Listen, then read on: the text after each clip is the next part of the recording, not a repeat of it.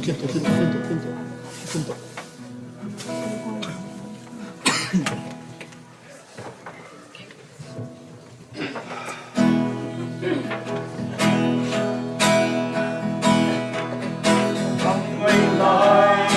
Jerusalem, why the Tunzi, Lapiaram Ki,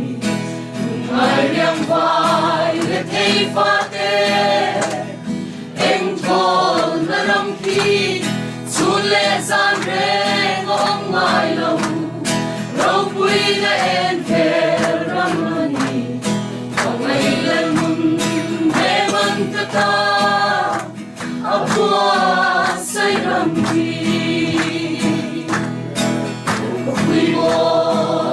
Khoi boy, mangai lung tu, kim daram tu, kita mulau,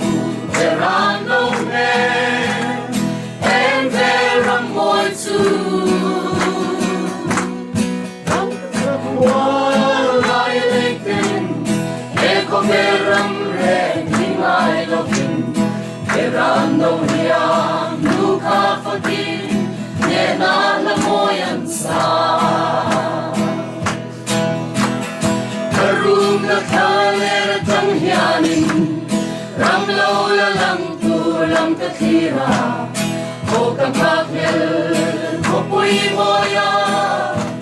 Katsente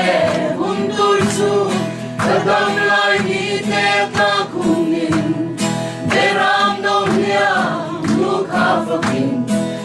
Dang lamban nung kitsanin Nilagakasan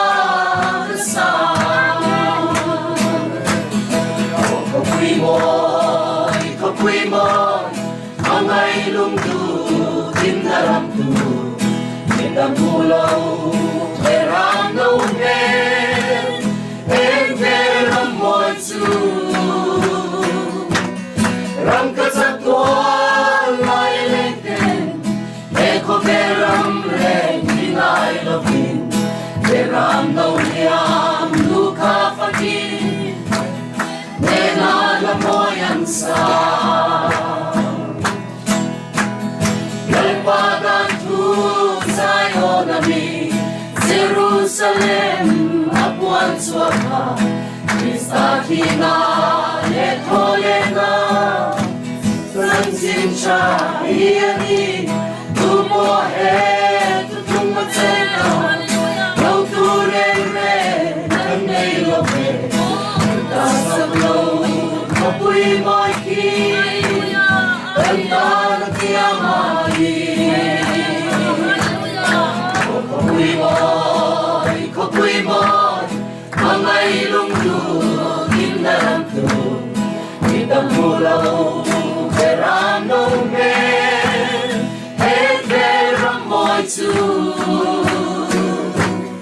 Rang katsatwa lai lekne Eko veram reng hinay lokin Veram no niyam luka fakin Nena na moyan sa Karung na kaler tang hianin Ramlaw na lang tulang katira Open hakel, kapui moya Katsente, untur su Kadam lai ni te kakunin Veram no niyam, luka fakin Bidang lamban, nung kitsamin Nenalagasan O kapui moy Mga ilong tu Dalam tu kita mulau Veram no men En veram moy tu Rang katsatwa lai leken Eko veram reng hingay lovin Veram no niyam luka fakin Nena na moyan sa